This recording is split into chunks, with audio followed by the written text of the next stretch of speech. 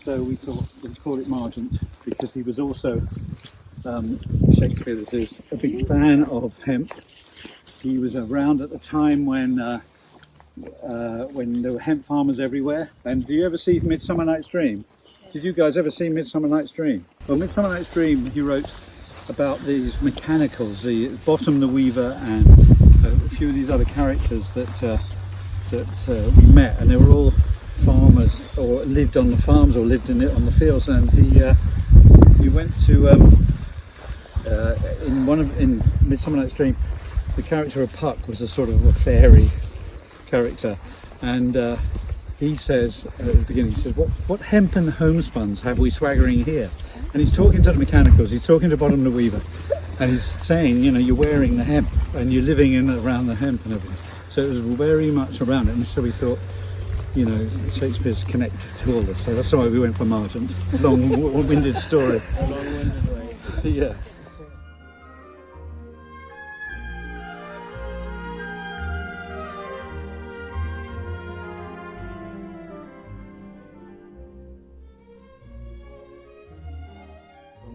Whereas the wood slats, this is all sustainable wood, these are keep making the sum total of the hemp and the wood slats are making it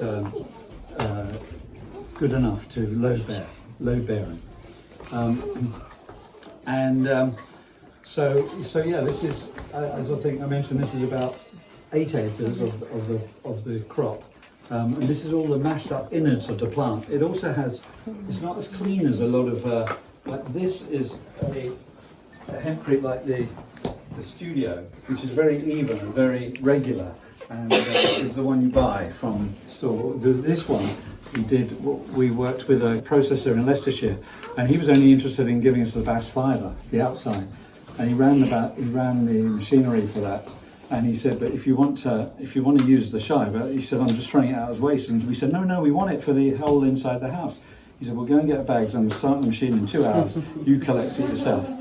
And me and a guy from Hempen, Joe, we just got all these bags. We put masks on and we spent till well into the night just catching the stuff he was chucking away, which was this, basically. And it has, so it's irregular. It has fibre in it. It even has thistle in it from, you know, the weeds we had. But we found it worked really well. I mean, this works really well as well, but it has a slightly different insulation, a more random look and feel. It's worked brilliantly, and it really holds. It's acoustically amazing. It's like a recording studio. It's really quiet. It's like a recording studio here. The breathability is amazing. So it's carcinogenics like you get from plaster and things. So it really is an amazing year. This is the 4th year.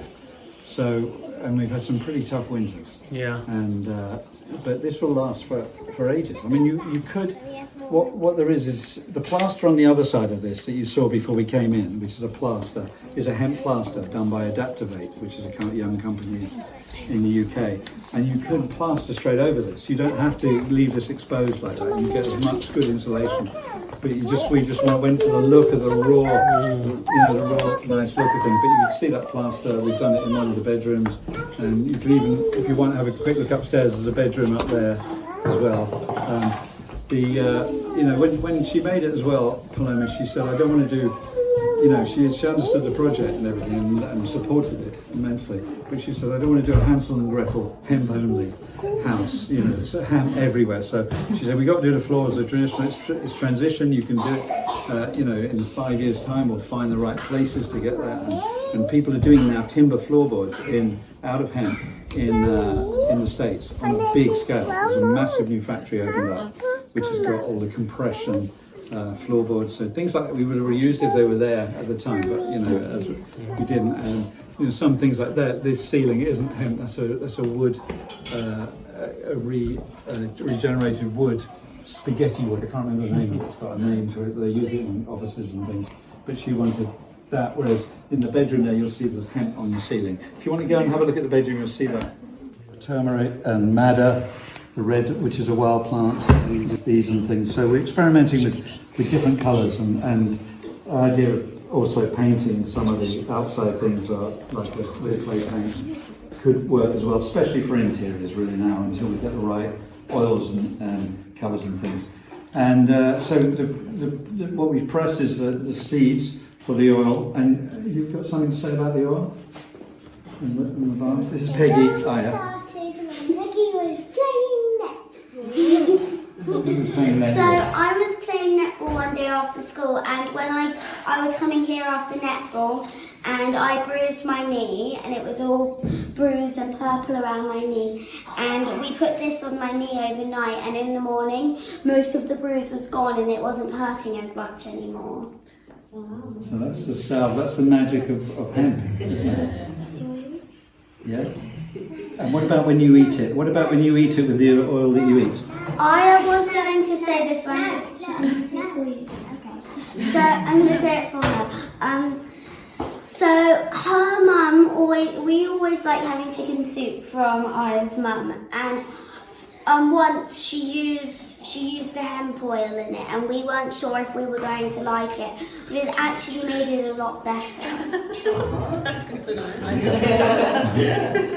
It's a really great restaurant. It's just one top 10 restaurants in Carlton, and he's coming up to do some lunches here in late August. We haven't got a date yet. He's brilliant because on his menu already, he's now made it Margent oil. He's using our oil, but he was using other hemp oil, and he was making carrot dishes and amazing potato dishes and everything. And he's just a genius chef. And so he's, getting the oil down there, coming up here, doing events. We'll see what happens in the future. The problem we've got is right now, we've got legislation that is ridiculous, which is we can't take our CBD we can't extract our own CBD from our own plants. We have to put them in the ground, bury them or burn them, and it's part of our license for doing it. And it means that we're allowed to import, and we import CBD from overseas while we're throwing our own away. It's a crazy part of the legislation problem that we've got. The reason why farmers aren't. There's maybe 5,000 acres in this country. And there should be 500,000 acres. 4 million of wheat. There should be hundreds of thousands of acres. And if we had the legislation change, and then you also need people to get on it investment-wise, to get the processing. One place to process, 1.5 places to process it. Don't really, they've not done a lot of experimenting. That's all got to change. So those things have all got to come together to make it. I think the willingness is definitely there, but we've got to change the ridiculous laws. The perfect strain would be a part fibre, used for fibre, for the biomass, for building, for heating, for anything, and then you have all the seed on top. So a combo of those things, which we don't have, really. You choose which crop you go for instead of that.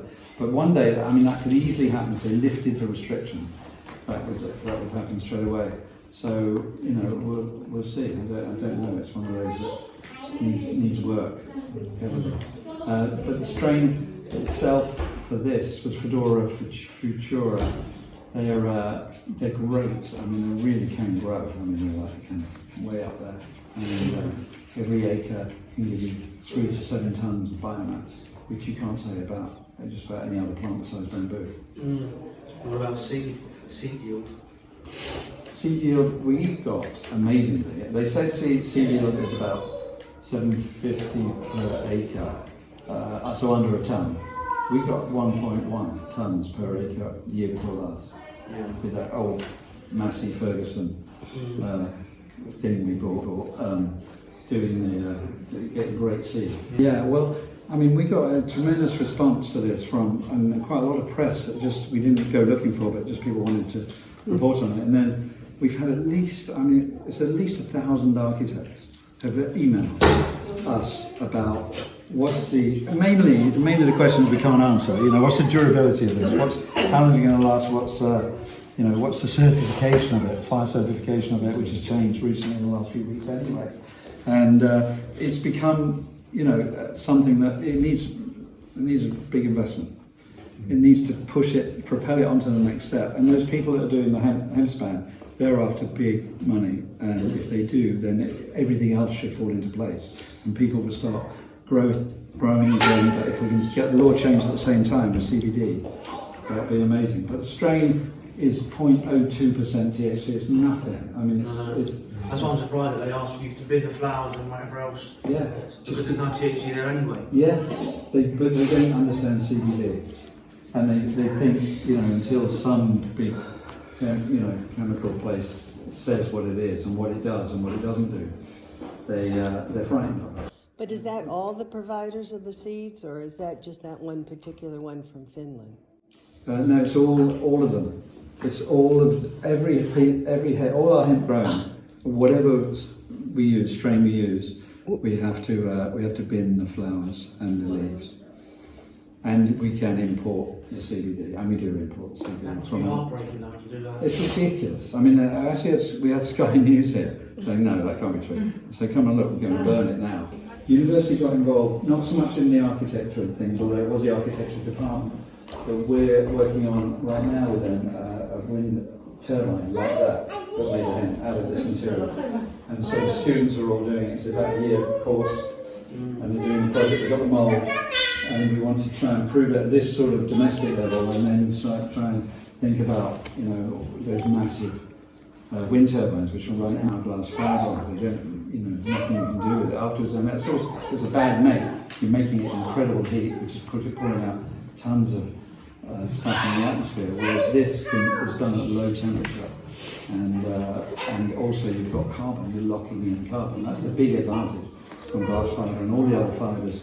Plastic and everything, you're actually locking in some pulled out carbon, pulled out of the atmosphere. In terms of nutrition and value and everything, we don't know. We're not measuring it. It would be great to have all that stuff studied. We can't do all that. And people ask us about the actual, what it's doing to the air, and in fact, Cambridge University are helping with that. So a few students are doing a study. They put in meters in there to sense what the insulation's like in there, so they can use all the figures. But Cambridge have been amazing. They've been, they come. Dr. Darsha Shah is one of the senior architecture professors who comes here, does little talks and things on the lunches, and they've been great. They introduced me to all these people to do the composites and the whole thing. So this will be. We could get as much as, year before last we got 6 tons of seed, and they're tiny seeds. 6 tons of very clean seed off of 5 acres. So it's over a ton an acre, which is really, really good, especially as organic seed now is worth about sort of £1,500 a ton. This is a seed crop, which is only going to grow to about 1.2, somewhere like that sort of height, max. And then in September we'll combine it and get hopefully a good seed crop off it. The fibre crop, which is where we're growing for, which is much taller, 2.2 meters. In fact, in some countries you can get up to 4 meters of height on this. We can't on this strain, and we can't probably in this temperature as well. But we planted a fibre crop in there. You can see the little ones, not the weeds and things in the middle. You see all the little hemplings?